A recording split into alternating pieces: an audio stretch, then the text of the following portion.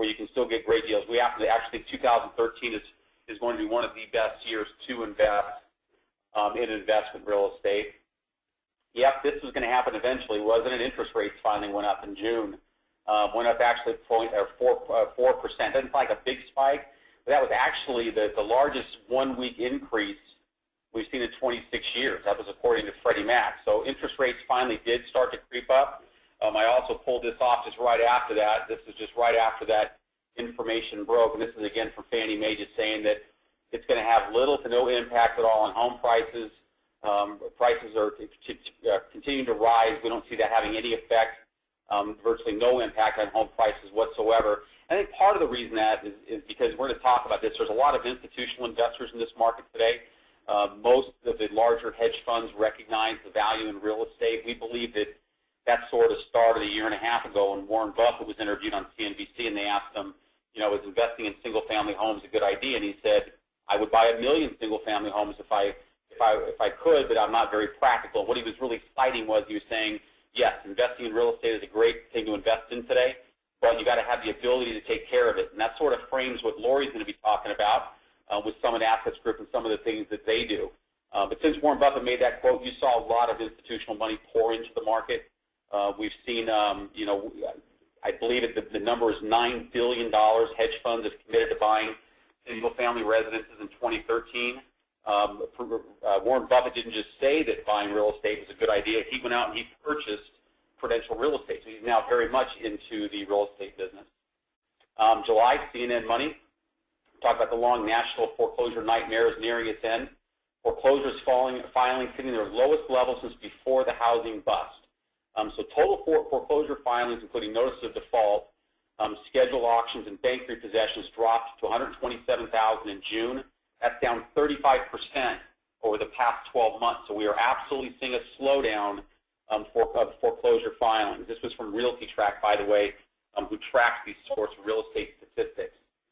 So where's the housing market recovering? Where's the strongest and the weakest recoveries occurring? This is from Yahoo Finance. I just pulled this off a couple days ago. These are the top 10 metro areas that have recovered since the housing bubble burst in 2008. You can see Rochester, New York, 93% up. Cape Coral, two of Lori's chosen markets, Birmingham, Alabama, number 6. Atlanta, Georgia, up number 7. Interestingly, Birmingham, Alabama is rated the 3rd best cash flow market in the country.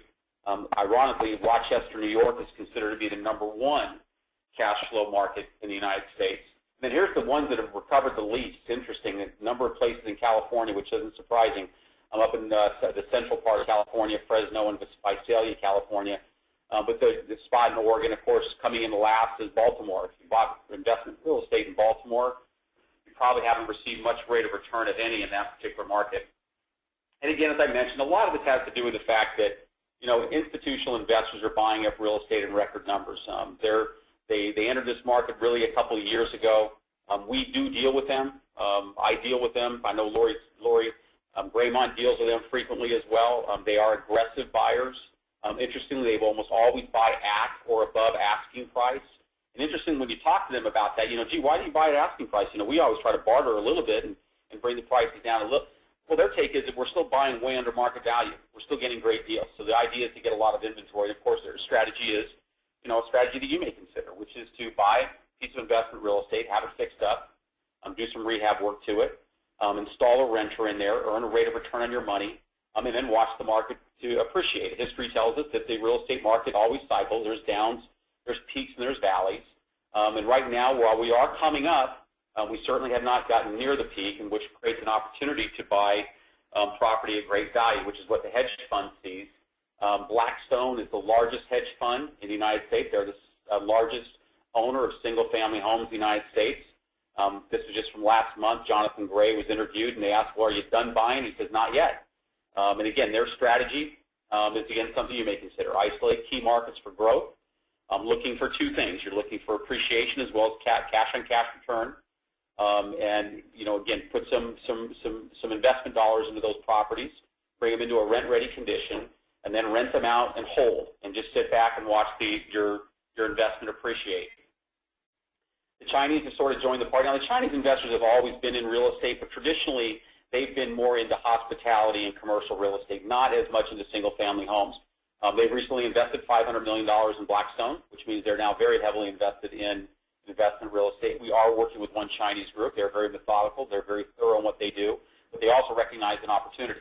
And so they see this as a great opportunity to, sort of jump into the single-family residence game and put single-family investment homes into their investment portfolio.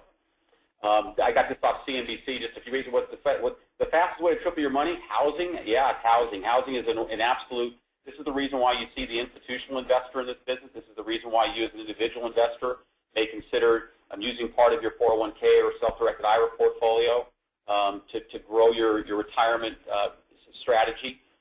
Larger hedge funds, real estate investment trusts are sort of doing the same thing. They're seeing this as a way to invest their money and, again, watch the market appreciate. So that sort of gives you some ideas of what's going on in the market now. I'm going to turn it over to Lori now. Lori, I want to thank you for being here today.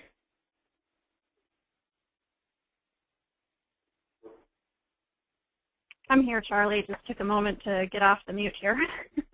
That's okay. And before we move on to Lori, just a reminder again, we're going to take questions at the end of today's webinar. If you've got questions anytime throughout the webinar, there's a little, you have a dashboard to the right of your screen. There's a little button that says questions. If you just push that, you can then type in your questions, and we will be glad, myself, Lori, or Brian will be glad to answer your questions at the conclusion of the webinar. So with that, Lori, I want to thank you so much for being here.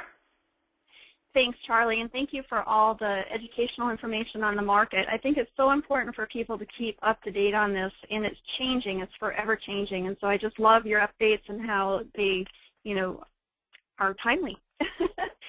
So I'm Lori Gramont. I'm a host of Real Estate 360. We are on the Wall Street Journal Radio. I'm also the CEO of Summit Assets Group, and I grew up in a family environment of real estate, so I live and breathe this. I've had pretty much all my life. And at Summit, we're here to create, I guess I would say, quality cash flow investments in markets that are trending up.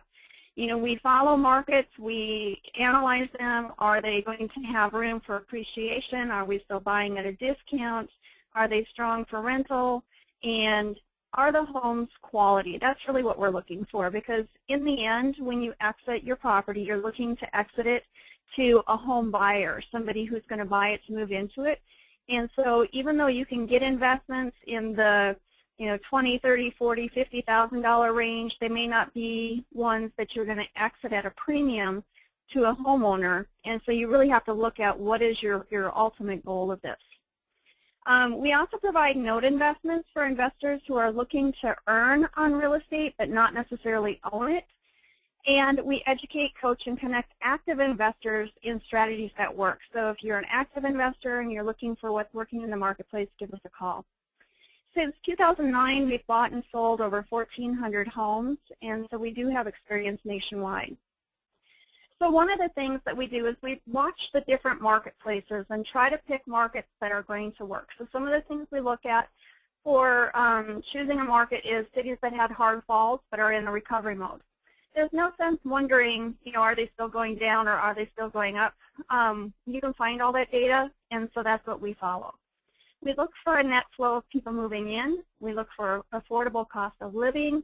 Is the state and the city friendly to businesses? The same thing to landlords. Do they have a job creation agenda?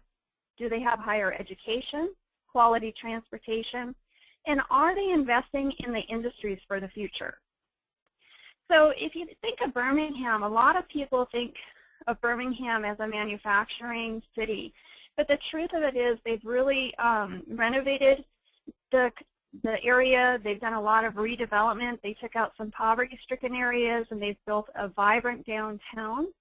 They have a world-class culinary scene. You might not think about that in Birmingham, but guess what? They do. They have the most green space per capita, and they're ranked 13th among the largest southeastern metropolitan areas. And they're 48th in population as far as where they fit in the metro area. So their population is 1.1 million. So here's some pictures of the development that they're doing. So whenever there is infrastructure improvements, That means they're creating jobs. They're putting money into the economy, which gets jobs created. The reason job creation is important is because that's what people use to earn money, right? They need money to pay rent. And if you have a house, guess what? You want them to pay the rent. So we always go into communities that are creating jobs. So here's some statistics about Birmingham. It's very similar in the geography as far as comparing this with Atlanta. And like if you were to look at the highways, they have a perimeter highway that goes around the metropolitan area. The suburbs are located on the outside of that perimeter. And that's where we invest, is on the outside. We don't invest necessarily inside. There are some places that we do invest that are inside, but mostly it's in the suburbs. It's where people are going to want to buy houses. It's where homeowners live. That's where we want our rentals. So Birmingham's been ranked second in the nation for building personal net wealth because they have good salaries and it's cheap living expenses. They're the most important business center in the southeast, and they're one of the largest banking centers. And you know that development you saw on that previous slide?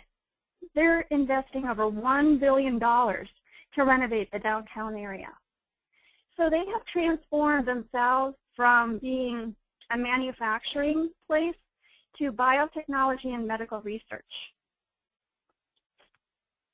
So if we skip over to Atlanta, you can see here the list of the Fortune 500 companies. There's about 15 in the metro area. And one of the things that Atlanta offers, that Birmingham also offers, is a diverse economic base, meaning that the employment sectors don't revolve around one industry. For example, if I say Las Vegas, your mind will probably go to gambling. If I say Detroit, your mind will go to car manufacturing. But if I say Atlanta, there's not necessarily one, except the Braves, there's not necessarily one thing that's going to come to your mind. But the thing is, on the economic side, if you're in 5 or more areas, you have diversity. So if one of them suffers a slowdown, it doesn't affect the whole economy of the city. And we always look to see if any one of those sectors has more than 30% of the employment, and none of them do. So that's a safe investment. Just like Birmingham is investing, Atlanta is investing, they're putting $2.8 billion in redevelopment. They're connecting 33 miles of trails and walkways, 45 neighborhoods.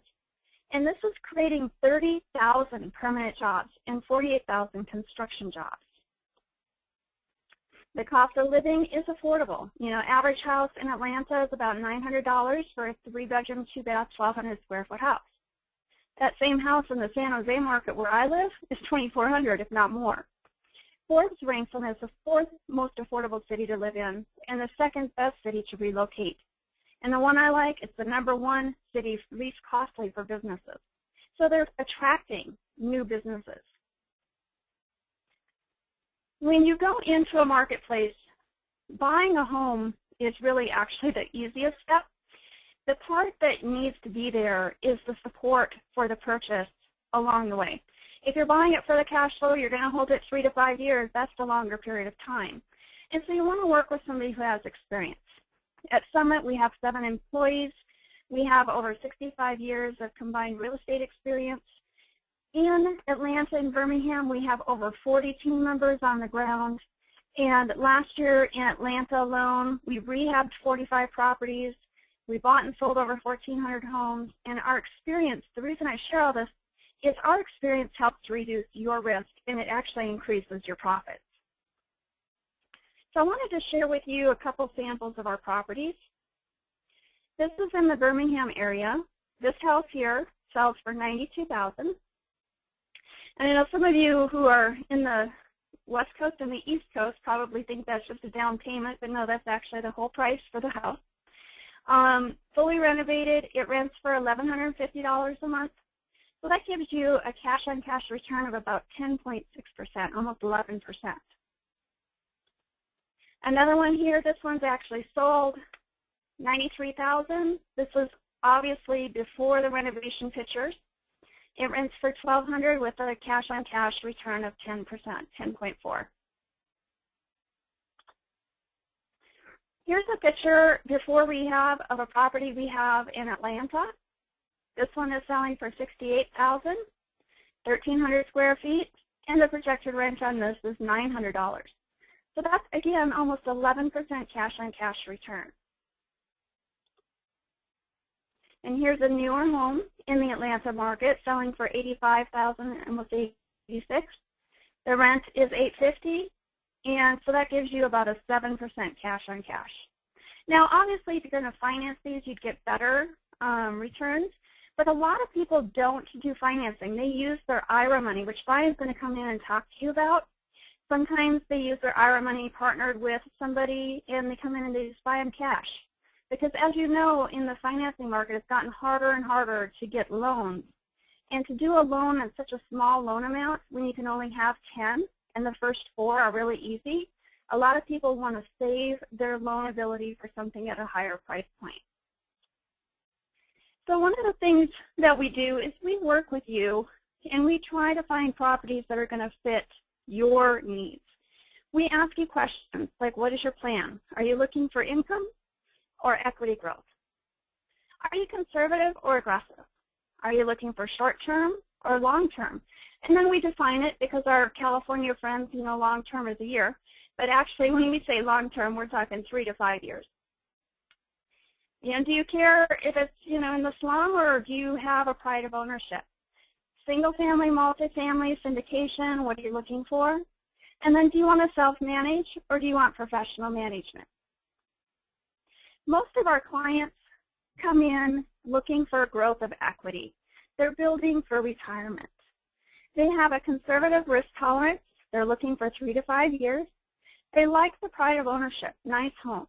They're looking for single-family, and most definitely looking for professional management. So if that meets your criteria, if you're a little bit different, we just really encourage you to call us. Here's the process. First thing you do is you call into our office for a preliminary interview. We set an appointment with one of our investment consultants like Charlie or, you know, some of the other people in our office. We review your objectives, and then the investment consultant will send some properties that meet your personal objectives. You pick a property, you sign the contract, you send an escrow deposit to the attorney of $5,000. Then you have 10 days to do due diligence. You can cancel at any point in time.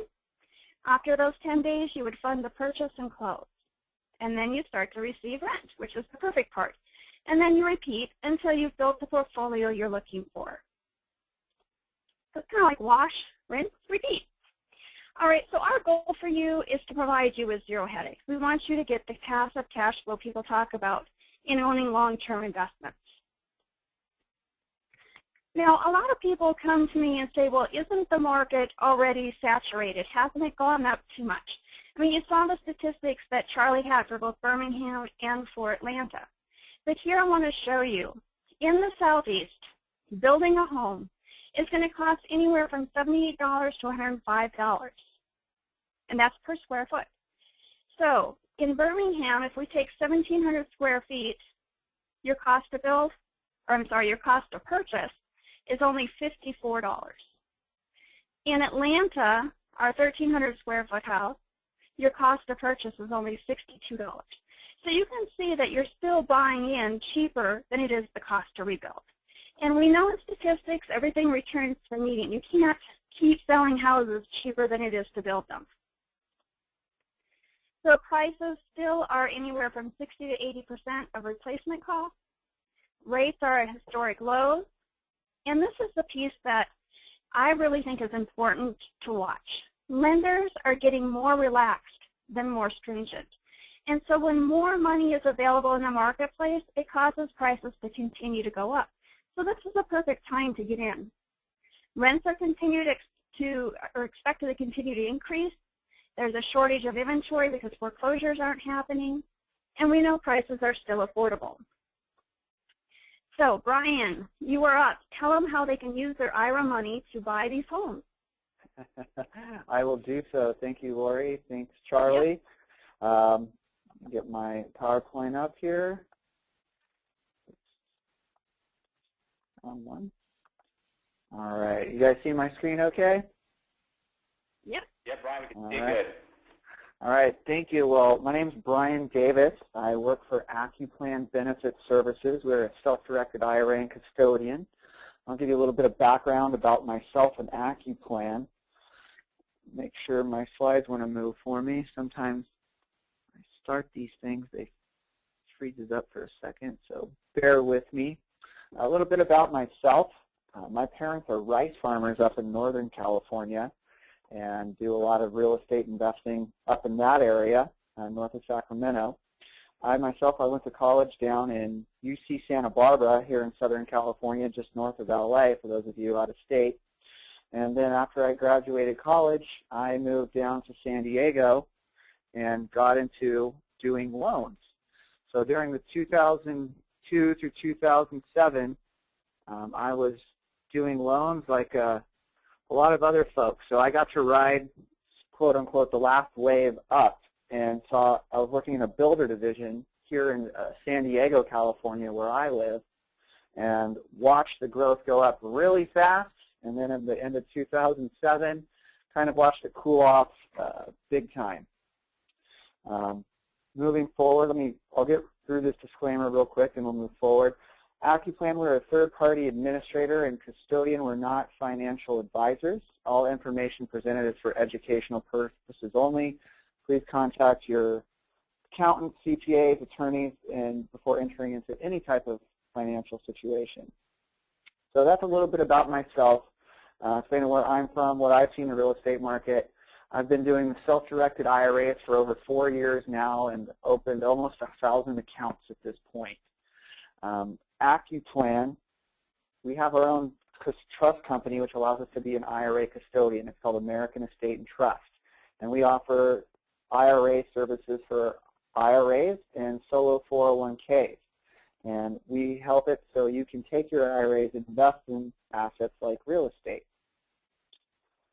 So IRAs were kind of developed after the ERISA Act of 1974 by Congress. And it outlined the present IRA system we see today. And it said you had to have a custodian to make investments with your IRA. Well, that industry is dominated, as most of you know, by the investment banks, brokerage houses, and insurance companies that offer traditional assets such as stocks, bonds, mutual funds, ETFs, and in the case of insurance companies, annuities. So a lot of folks, attorneys and financial planners, they don't know all that much about the self-directed IRA, and hopefully I can shed a little light on it for some of you today, and for some of you that know a little bit about it already, maybe a little bit more. At the end of 2010, there was just under $5 trillion in IRAs. That does not include 401k type plans and other pension plans like that. 98% of them were with the traditional brokerage houses and insurance companies.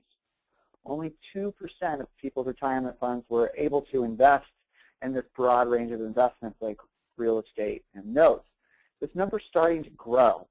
Last year when Mitt Romney was running for president, his financials came out and it came to light he had a self-directed IRA himself worth somewhere around $100 million.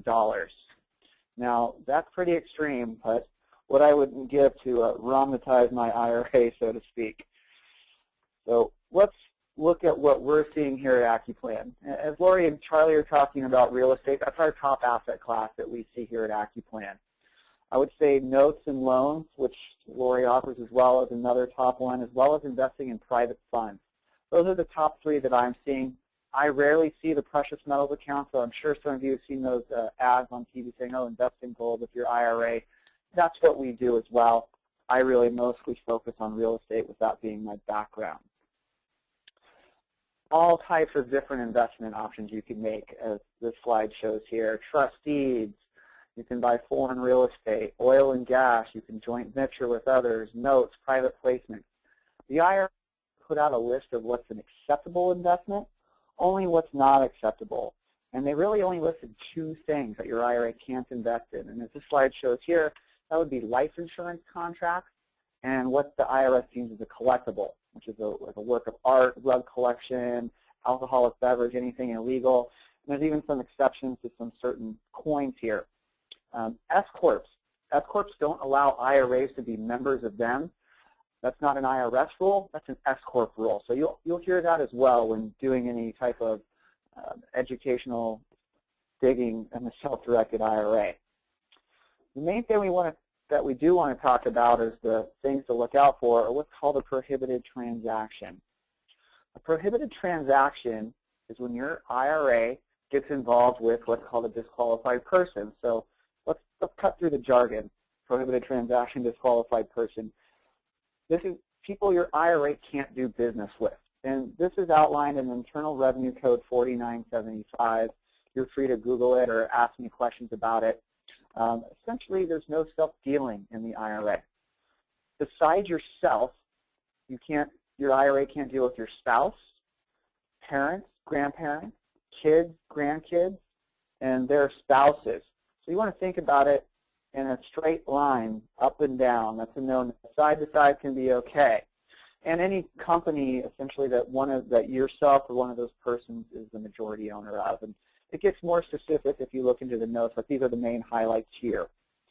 So we'll play a little game here for those of you following along, because you don't want to get involved in a prohibited transaction. If the IRS finds out your IRA has been involved in one of these prohibited transactions, it can disqualify your whole IRA. And I always give the example, let's say you buy a property, not a turnkey one like the ones that Lori has here, but you buy it yourself with your IRA. Maybe you pay your kids to paint for you. Well, you just did business between your IRA and a disqualified person, your kid. That could disqualify that entire IRA and everything in it, and that could be a huge taxable event for you. So let's go through some examples. Everybody remembers the game Deal or No Deal from NBC a couple years back, and I was just in Vegas a couple weekends ago, and they have plenty of slot machines with this on there, so that's how it's still relevant to me, I guess. So as an example, can your IRA lend you $10,000? Deal or no deal? That's no deal. That's self-dealing. That's the definition of self-dealing. You can't lend your IRA can't lend you money. What about your brother? Can you lend your brother $10,000? Deal or no deal? This one's deal. Again, he doesn't follow in that straight line up and down. He's a side to side. What about your stepson? $10,000. That one's deal. If he's not blood related. I don't make these rules from the IRS. I just try to help interpret them for you. And here's a last example here. Daughter-in-law. Daughter-in-law, $10,000. Deal or no deal? This one's no deal. Your children and their spouses. So it can get a little tricky. So if anybody has any questions about that, what they're doing in their IRA, who it's doing business with, feel free to ask us, because you really don't want to get caught in an audit by the IRS and for them to dig up something. The next big point is, all right, I understand the IRA a little bit. How do I get started? Well, you've got to put money into one of these self-directed IRAs. So how do you do so?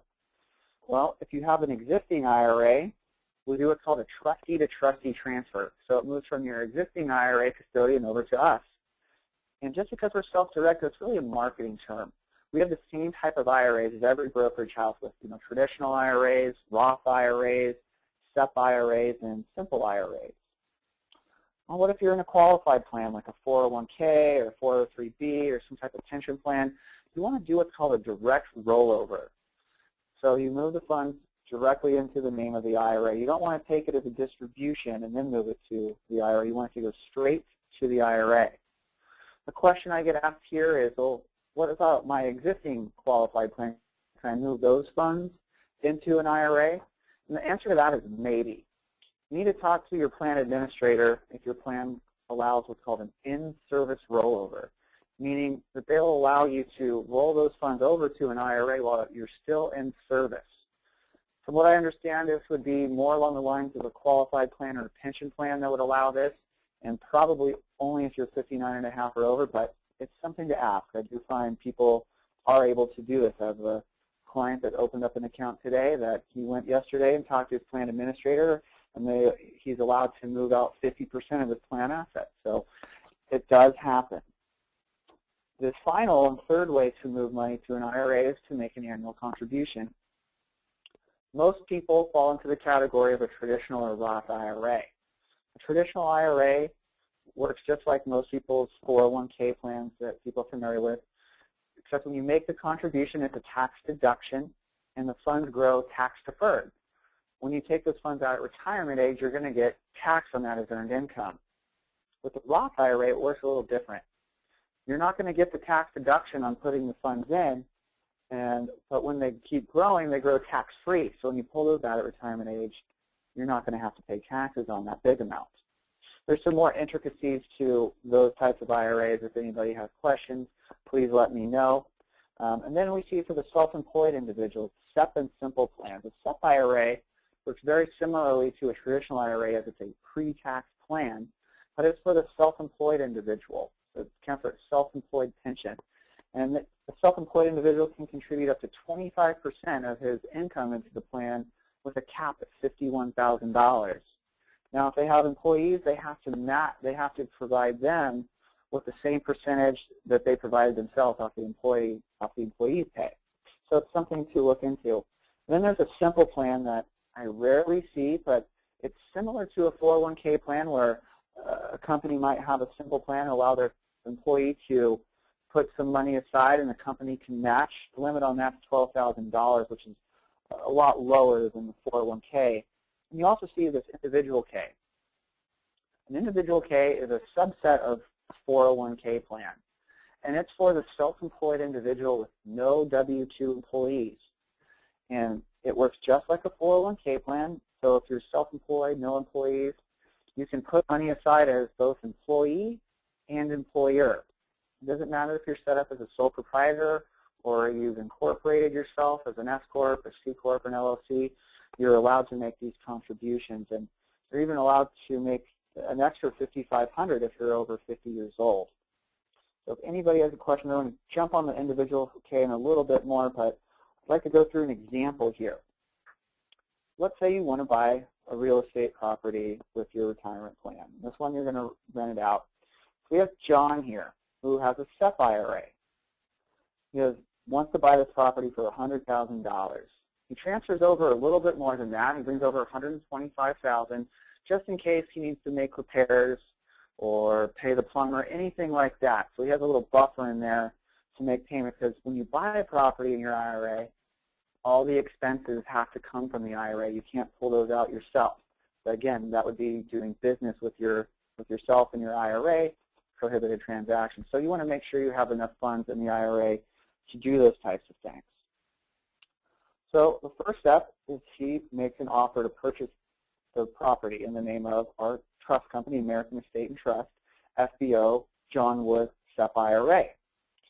He directs us with the direction of investment letter and the purchase contract to buy the property, send the escrow deposits, title, and closing.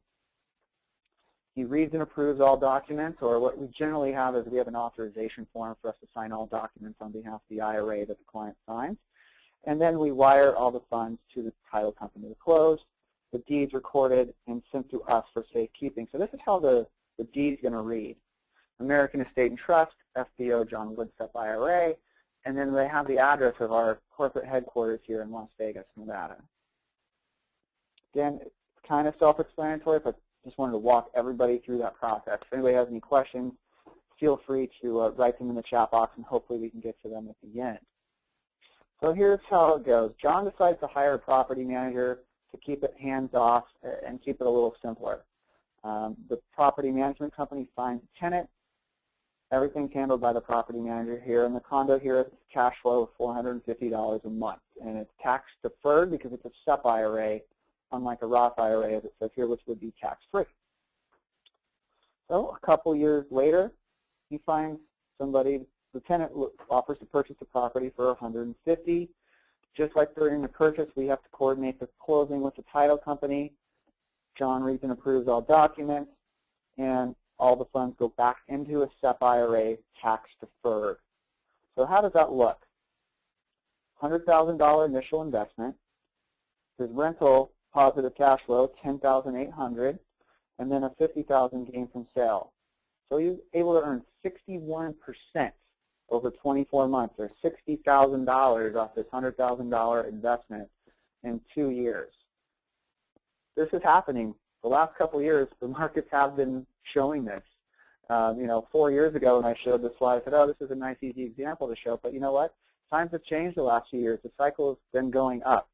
This is actually happening. And this is why if you're able to take advantage of this from your IRA, it's a possibility now. You're not stuck with those traditional assets of stock, bonds, mutual funds. Some people even go a step further, and they do what's called the checkbook IRA. Now, the checkbook IRA allows the IRA owner to have all the funds available at the tips of their fingertips. So you want to make sure you're very comfortable with the rules of prohibited transactions before even thinking about a checkbook IRA. Now, most people know the checkbook IRA using the LLC approach. In this method, the IRA owns the LLC. It's the member, the sole member of the LLC. The IRA owner becomes an unpaid manager of this LLC. Back up here, some of you might be confused. Well, Brian, I thought you said that you're a disqualified person from your IRA. That is true, except if you enter a transaction from the very beginning with it and you don't have any personal interest in it. So in this case, again, your IRA is the one funding the LLC. You're the one running it as an unpaid manager. So this is allowed. So like I said, your IRA is a single owner, so it's called what's called a pass-through entity. So there is no federal tax return if it's just a single member, your one IRA. However, it must pay a state tax. Whatever state it's in, they'll have in California, I know there's a franchise tax board fee and a gross receipts tax, and every state fees differ on that. And that's something we can help set up, or you can have set up on your own.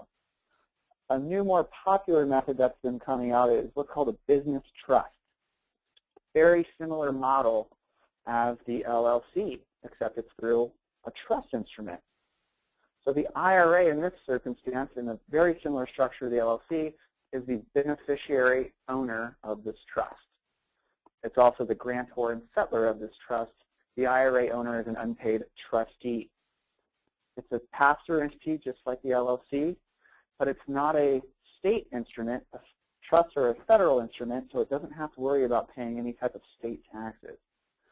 So it's a great contrast depending on what state or states you're doing business in and not having to worry about filing or paying any type of state taxes. And if anybody has any questions about this product, you can check out retirementcheckbook.com. So going back to the 401k, which we talked about earlier, it works very kind of similarly to these checkbook IRAs in the fact that you are your own trustee of the plan. So these plans come, you buy the plan, you adopt it to yourself or to your corporation, and you can invest directly from your 401k. A lot of custodians will make it so you have to hold the funds with them and then maybe buy it into it, but you don't have to. You can directly buy from the 401k plan, or you can create a separate holding company or LLC to direct the investment. So if you have a corporation or not, you create the 401k. You can roll over any other pre-tax retirement funds into the plan, or just start making your contributions and then direct investments from there.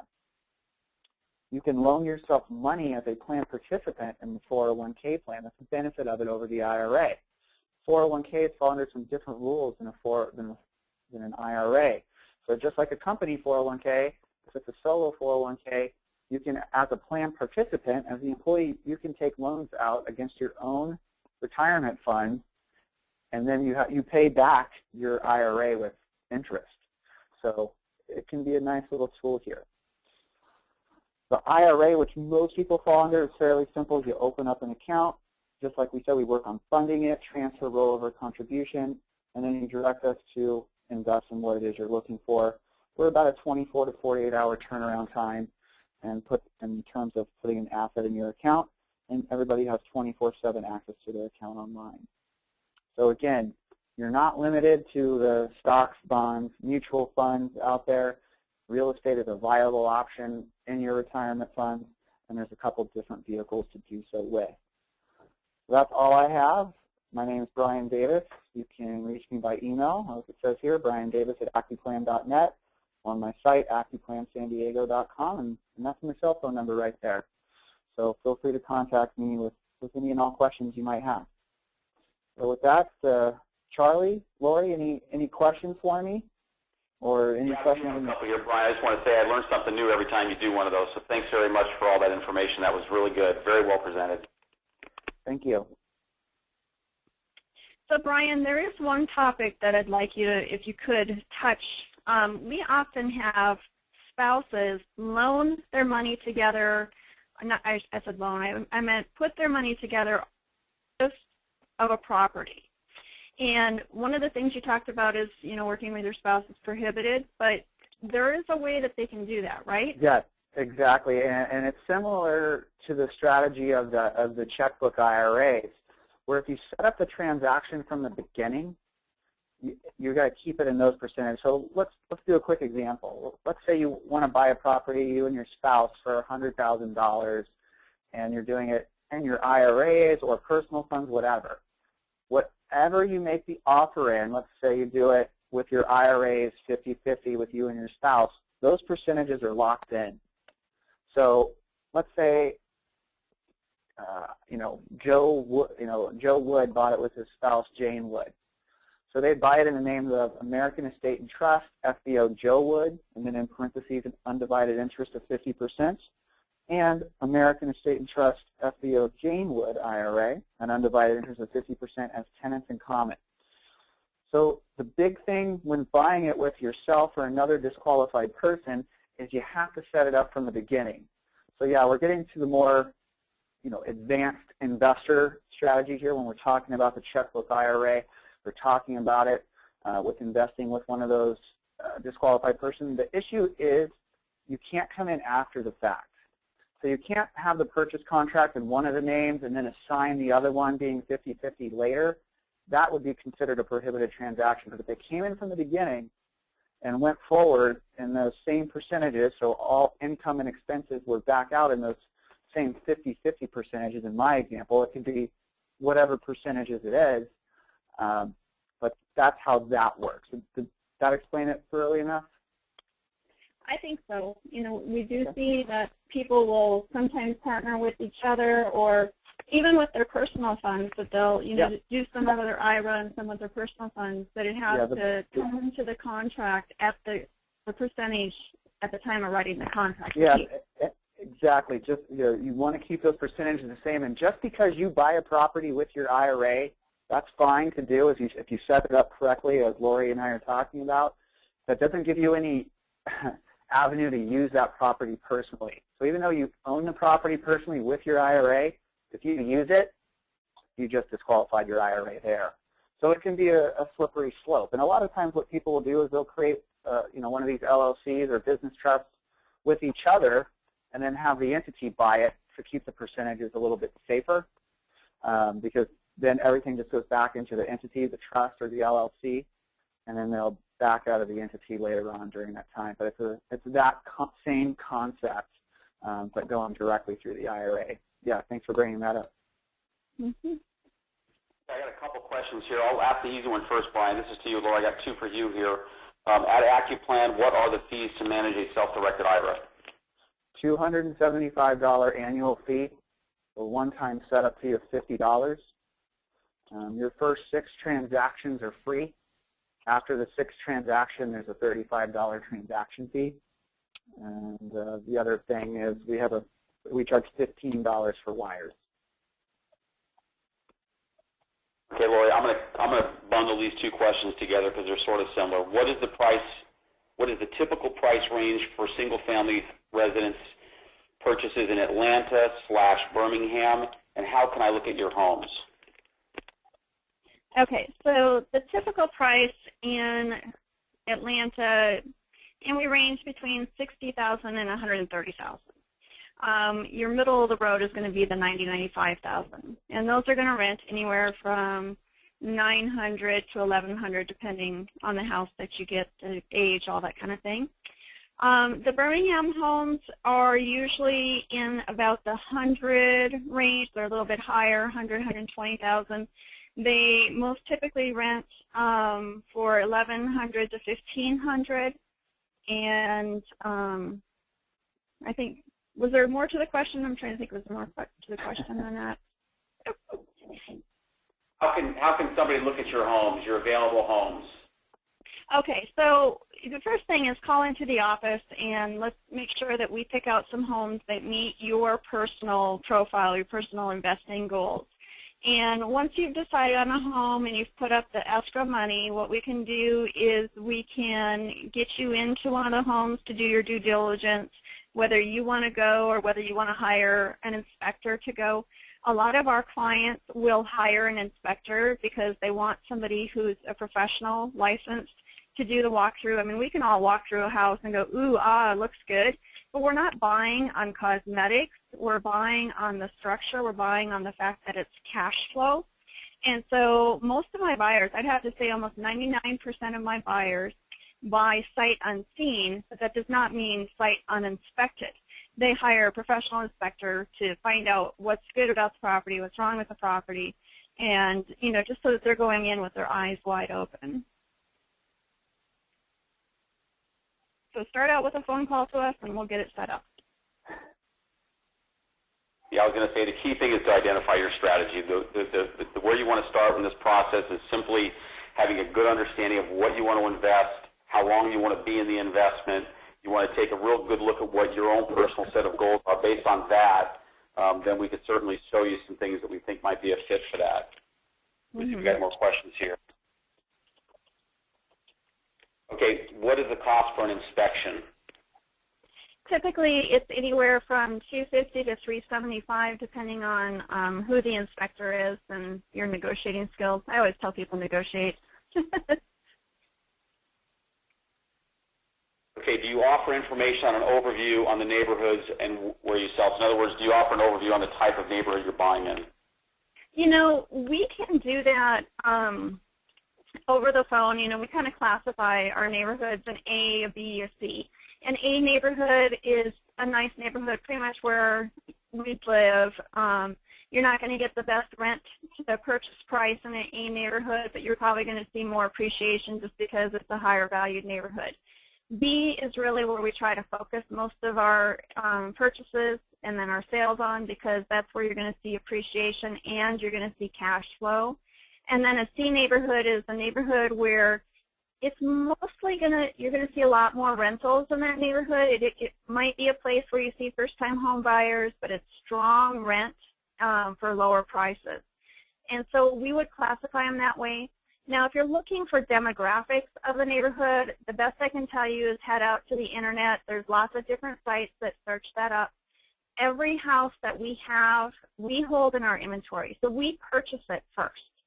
And so we're very picky about what we're purchasing. We're not going to be buying in crime-ridden areas that are unsafe, because if I'm going to own it, I want to know that I can go visit it and be safe.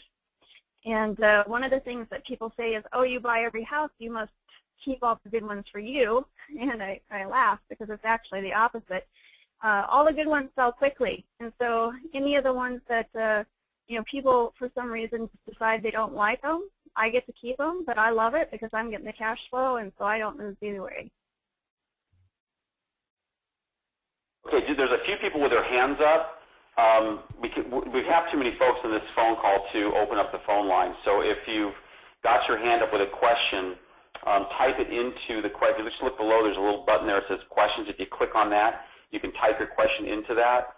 And then if you don't want to do that, we've kind of gone back and forth between Brian's screen and our screen, myself and Lori's contact information. You're more than welcome to give us a call as well to discuss. Lori, there was one other question here, and this sort of fits into what we've been talking about. The question is, are you interested in looking at any other markets? So I don't know whether you want to talk about any other markets you might be looking at.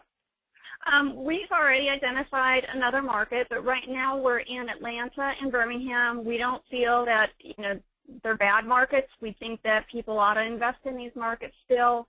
Atlanta has at least another year before it's outpriced to the rent ratios, and I think that it's a very strong, solid market to be in. And Birmingham, I feel the same way. I don't feel like Birmingham is going to appreciate as quickly as Atlanta, but you're going to get strong rent ratios there. And so if you're in it for, let's say, a 5 to 7 year hold, and you want to get into a depressed market that's in recovery right now, I would say go for Birmingham, because the rents are fabulous to the prices. I mean, it's almost like Birmingham is where Atlanta was 2 years ago. And when I was pitching Atlanta 2 years ago, people thought I was crazy because the news was still saying Atlanta's falling, but the truth on the street was Atlanta had already turned the corner.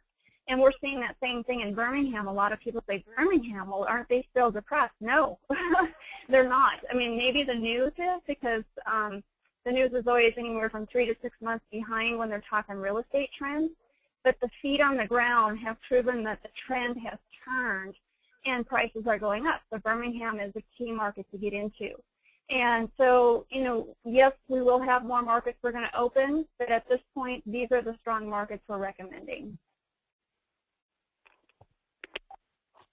Okay, I don't see any other questions in the queue. I still see some hands up. So again, if you'd like to talk to myself or Lori or to Brian, give us a call. And if that's all the questions, I just want to thank everyone for being here today. Brian, thanks so much for doing this. No problem. Thank you guys for having me. It was a pleasure, and let me know what assistance I can be, and talk to you guys very, very soon. Sounds good. Lori, thanks so much again, and thanks everybody for being on with us today. Yep, thank you, everyone. We look forward to hearing from you. Bye.